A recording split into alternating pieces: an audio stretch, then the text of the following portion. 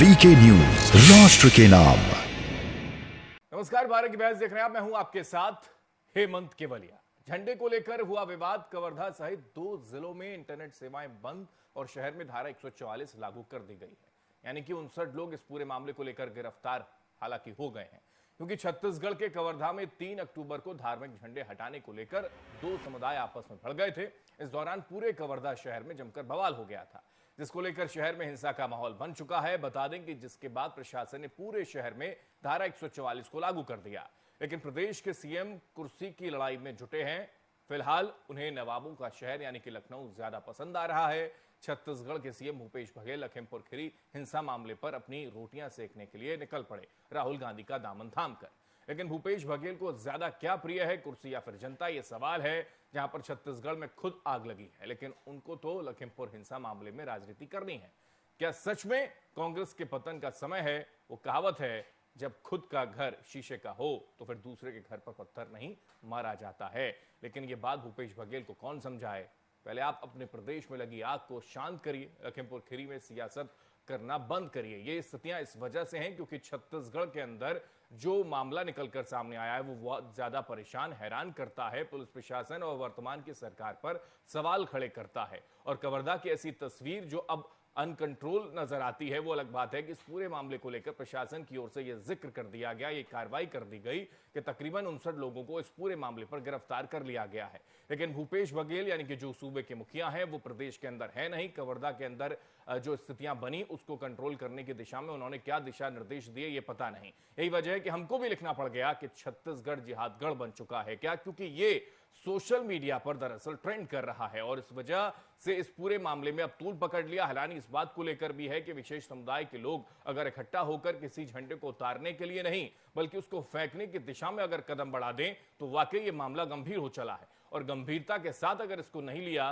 तो स्थितियां और ज्यादा बिगड़ सकती हैं। वो अलग बात है कि प्रशासन के नुमाइंदे इस मामले पर अब यह जिक्र जरूर कर दें कि इस पूरे मामले पर हमने धारा 144 लागू वहां पर कर दी और जो लोग शरारती तत्व हैं, जिनकी निशानदेही कर ली गई है, तकरीबन 70 लोगों को इसमें नामजद किया गया और 59 लोगों की इस मामले को लेकर गिरफ्तारी हो गई है। लेकिन यहां सवाल यह उठता है कि उत्तर प्रदेश की सियासत गर्म इस वजह से है क्योंकि किसानों के ऊपर गाड़ियां चढ़ा दी गई। यह जिक्र सोशल मीडिया पर हैशटैग करके लगातार ट्रेंड करने का प्रयास किया जा रहा था। लेकिन वहीं छत्तीसगढ़ के अंदर कवर्धा में जो स्थितियां बिगड़ी उसको सुधारने या फिर उसको बनाने की दिशा में आगे क्यों नहीं बढ़ा गया, या फिर ये कहें कि यहां छत्तीसगढ़ बना जिहादगढ़ जो ट्रेंड कर रहा है उस पर कहीं कोई जिक्र हुक्मरानों की ओर से क्यों नहीं किया गया, चाहे वो राहुल गांधी हो या फिर प्रियंका गांधी हो।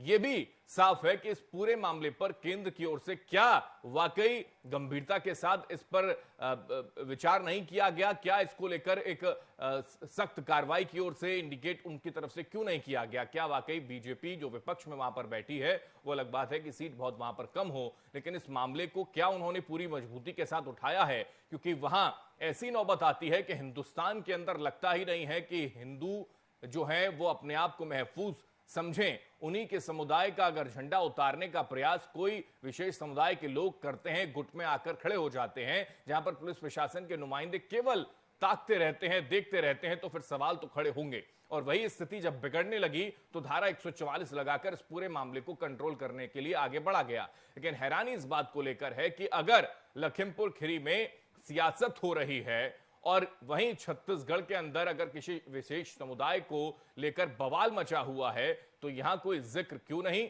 यहां सियासी जमावड़ा क्यों नहीं, यहां राहुल गांधी प्रियंका गांधी आते क्यों नहीं, भूपेश बघेल क्यों अपने प्रदेश को छोड़कर लखीमपुर खीरी पहुंच गए। क्या केवल और केवल सियासत के चश्मे से इसको देखा जाना चाहिए? क्योंकि हम नहीं कह रहे, ये स्थितियां अपने आप में बता रही हैं, ये तस्वीरें बता रही हैं कि कवर्धा के अंदर माहौल कितना गड़बड़ाया हुआ है। और इस माहौल को ठीक करने के लिए क्या यह मान लिया जाए कि प्रदेश के अंदर तुष्टीकरण की राजनीति वर्तमान की सरकार या फिर कांग्रेस पार्टी की तरफ से की जाती है, जो किसी एक विशेष समुदाय को लेकर पक्ष ले और दूसरे विशेष समुदाय को लेकर पक्ष ना ले। अगर यहां पर दूसरे समुदाय का अगर जिक्र करें, चाहे मुसलमानों का अगर जिक्र कर लिया जाए, उनके ऊपर अगर कोई ऐसा बवाल काटा होता या फिर उनकी आस्था पर ठेस पहुंची होती तो शायद स्थितियां कुछ और होती। यह जिक्र विरोधी पार्टियों के नेताओं की ओर से करना शुरू कर दिया जाएगा। लेकिन वहीं वर्तमान में सेंटर में सरकार अगर बीजेपी की है, उनकी ओर से भी क्या इस पर कोई एक्शन किया गया, क्या इसको गंभीरता से लिया गया, यह भी एक सवाल है।